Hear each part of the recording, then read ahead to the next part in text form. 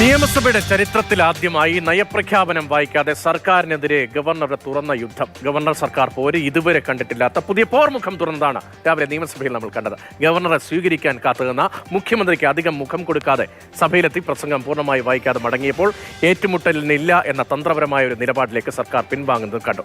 കഴിഞ്ഞ തവണ അനുനയത്തിന് ഒടുവിൽ നയപ്രഖ്യാപനത്തിന് എത്തിയതിനേക്കാൾ കൂടുതൽ വഷളാണ് ഇപ്പോഴത്തെ സ്ഥിതിയെന്ന് ഇന്നത്തെ ദൃശ്യങ്ങളിലും കഴിഞ്ഞ വർഷത്തെ സാഹചര്യങ്ങൾ ഓർക്കുമ്പോഴും വ്യക്തമാകുന്നു.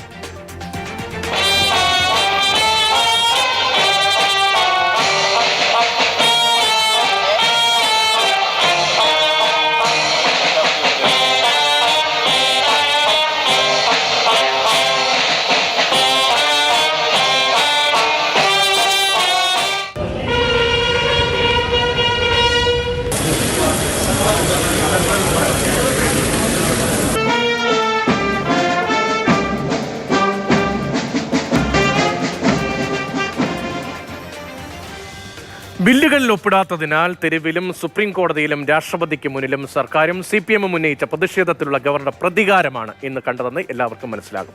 നയപ്രഖ്യാപന പ്രസംഗം വായിക്കണമെന്ന ഭരണഘടനാ ഉത്തരവാദിത്തം 1 മിനിറ്റും 17 വളരെ ചുരുങ്ങിയ സമയം കൊണ്ട് സഭയിൽ പൂർത്തീകരിച്ച് ഗവർണർ മടങ്ങുകയായിരുന്നു. അപ്രതീക്ഷിത നീക്കത്തിൽ ഭരണപക്ഷം ഒന്ന് ഞെട്ടി. സ്പീക്കറുടെ മുഖത്ത് അത് പ്രകടവുമായിരുന്നു.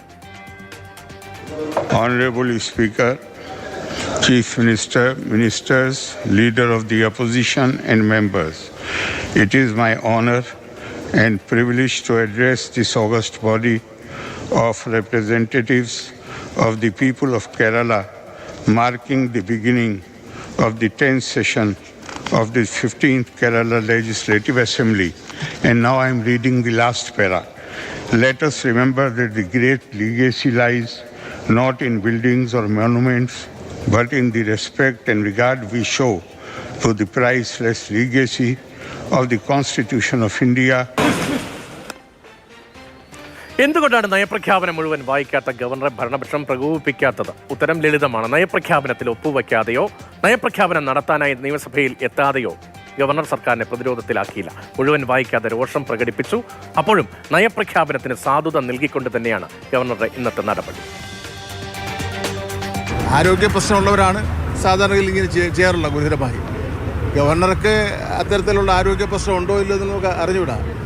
എന്തായിരുന്നാലും അങ്ങനെ ഒരു അവകാശം ഉണ്ടെങ്കിലും ഇത്രയും ശാന്തമായിട്ടുള്ള സഭയിൽ മറ്റൊരു പ്രശ്നങ്ങളില്ലായിരുന്ന അവസരത്തിൽ ആ പ്രസംഗം മുഴുവൻ വായിക്കേണ്ടതായിരുന്നു. ആരോഗ്യ പ്രശ്നമായിരിക്കും. അത് ആരോഗ്യപരമായ പ്രശ്നം കൊണ്ടെങ്കിൽ അങ്ങനെ ചെയ്യാം. ആരോഗ്യപരമായ പ്രശ്നമുണ്ടെങ്കിൽ ഗവർണർക്ക് അങ്ങനെ നടപടി സ്വീകരിക്കാൻ അവകാശമുണ്ട്. അതിനപ്പുറം ഒന്നും കാണുന്നില്ല.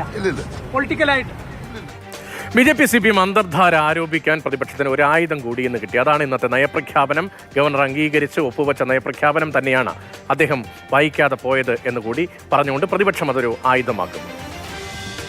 സർക്കാരും ഗവർണറും തമ്മിൽ കുറേ നാളുകളായി നടക്കുന്ന രാഷ്ട്രീയ നാടകത്തിൻ്റെ പരിതാപകരമായ അന്ത്യമാണ് ഇന്ന് നിയമസഭയിൽ നടന്നത്. സത്യത്തിൽ ഈ നയപ്രഖ്യാപന പ്രസംഗത്തിൽ ധനകാര്യ സംബന്ധിയായ ചില കാര്യങ്ങൾ പറയുന്നു എന്നല്ലാതെ കേന്ദ്രത്തിനെതിരായ കാര്യമായിട്ടുള്ള ഒരു വിമർശനവും ഇതിനകത്തില്ല.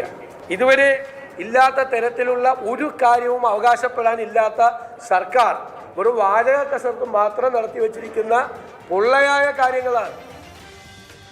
നയപ്രഖ്യാപനത്തിന് വായിക്കാൻ നിലവാരമില്ലാത്തതുകൊണ്ടാകാം ഗവർണർ വായിക്കാത്തത് എന്ന വിമർശനവും പരിഹാസവുമാണ് വി മുരളീധരന്റെ ഭാഗത്തുനിന്ന് കേന്ദ്രമന്ത്രിയുടെ ഭാഗത്തുനിന്നുണ്ടായത്.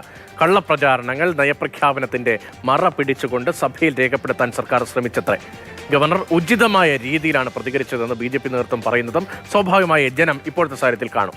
രാജ്ഭവന്റെയും നിയമസഭയുടെയും അന്തസ്സ് ഉയർന്നെന്നാണ് കേന്ദ്രമന്ത്രിയുടെ നിലപാട്. എനിക്ക് തോന്നുന്നത് നയപ്രഖ്യാപനത്തിന്റെ ഉള്ളടക്കം അത് വായിക്കാനുള്ള നിലവാരമില്ലാത്തത് കൊണ്ടായിരിക്കണം ഗവർണർ അത് വായിക്കാത്തത് എന്നാണ് എനിക്ക് തോന്നുന്നത്.